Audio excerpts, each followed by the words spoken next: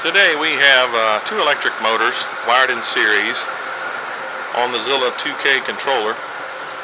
We got the two main power wires leading to the back there.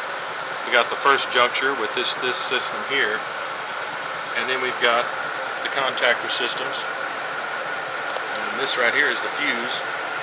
Then we're going to go over here and look at it from the front and look how it's wired. And so basically that's how it works.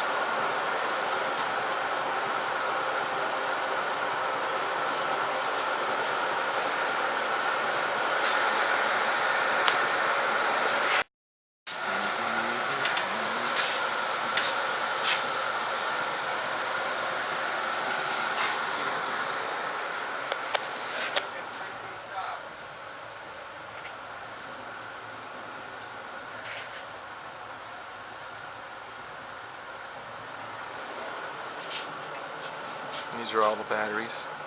This is for the battery management system. These are for the connectors.